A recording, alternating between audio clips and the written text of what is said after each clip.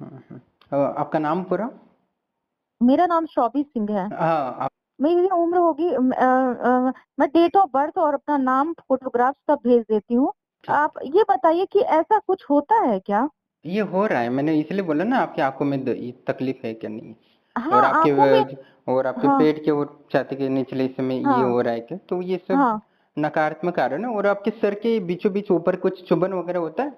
हाँ, हाँ, हाँ, झन-झन, हाँ। झन-झन ऐसा लगेगा झंझट होता है। कुछ तो घूम रहा है। घूम रहा है। तो वो सब ये सारे जो मैंने बताया ना आँखें और आपके सर के ऊपर और ये पेट के थोड़े से ऊपर हो रही हाँ, ये सब नकारात्मकता के कारण ही हो रहा है। जब भी मेरा एग्जाम होता है उसके 10 दिन पहले कॉल आता है और उधर से कोई कुछ बोलता नहीं, सिर्फ हूँ हूँ करता है। अच्छा, उधर मुझे ये लगता है बताइए कि परिजनों के साथ सेक्स करती दिखाती है, भूत हुँ, प्रेत आते हैं, हुँ, ऐसा हुँ, दिखता है।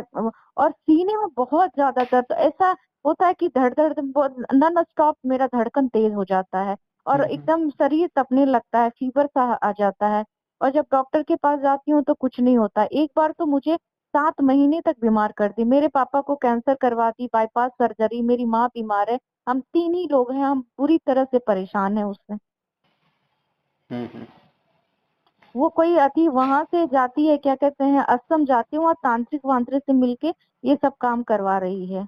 हुँ, हुँ, हुँ। आँखों में क्या तकलीफ़ हो रही है कि नहीं हो रही? अभी तो हो रही है 3 दिन से। फिर हाँ, मतलब 10 दिन पहले, ये 7 दिन पहले मुझे लगता है एक कॉल आया था। वो अलग अलग नंबरों से कॉल हुँ, हुँ। करवाती है और वो क्रियाविधि कुछ होता ते आपके शरीर में वो ऊर्जा डालते हैं नकारात्मक, हाँ, वो कान डालते और हैं। आँखों के द्वारा। तो आँख और कान के द्वारा आपके शरीर में जाता है वो। हाँ, हाँ, तो हाँ। आपको वो छाती के निचले हिस्से में कुछ दिए होता है, पेट के थोड़ा-सा ये कुछ अलग-सा महसूस कभी होता है? ऐसे कभी हाथ फेंक रहा है, जब भी ऐसे करवाती है ना, तो हुँ, ये अमावस्या था ना, उसके 1 दिन पहले ऐसा हुआ था। हुँ, हुँ, करवाई फोन और ऐसे होने लगा।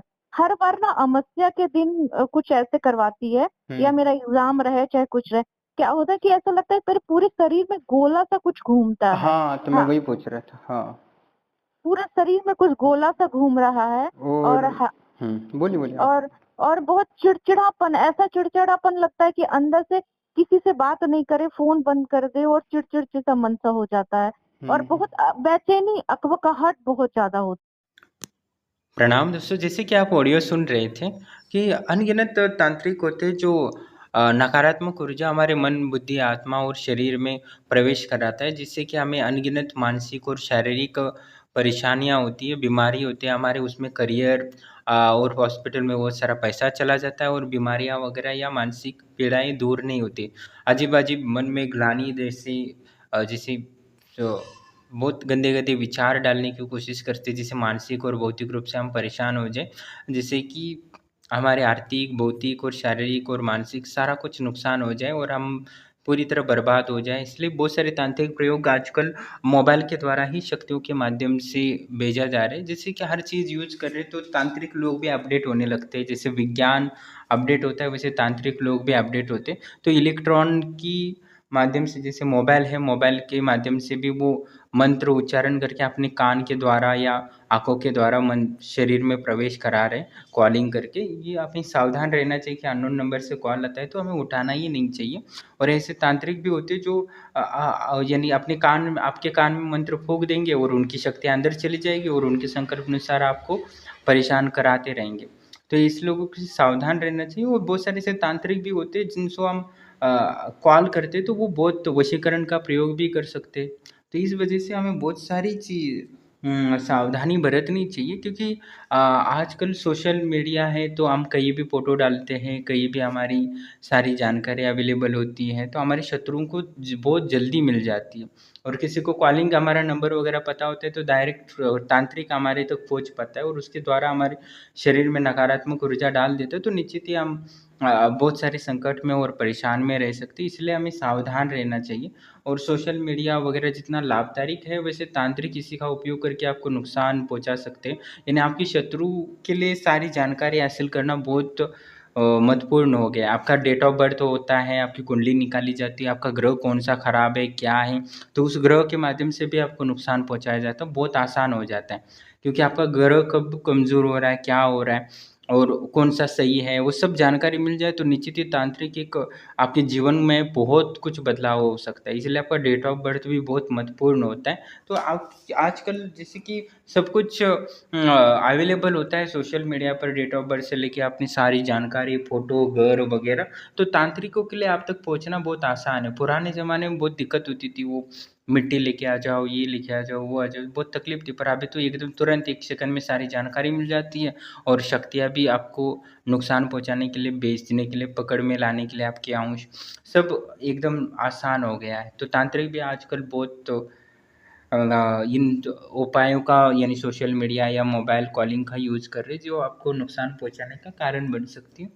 तो आपके लिए जानकारी हो इसलिए ये वीडियो डाला था। और बाकी उनकी जो भी समस्या है वो आपने सुना होगा, कैसे उनकी मन, बुद्धि और शरीर पर वो नकारात्मक ऊर्जा का प्रभाव है, वो धीरे-धीरे और बढ़ता जाएगा धीरे-धीरे, जिससे कि उनका करियर, वैवाहिक जीवन सब बर्बाद हो सकता है आर्थिक और शारीरिक रूप से।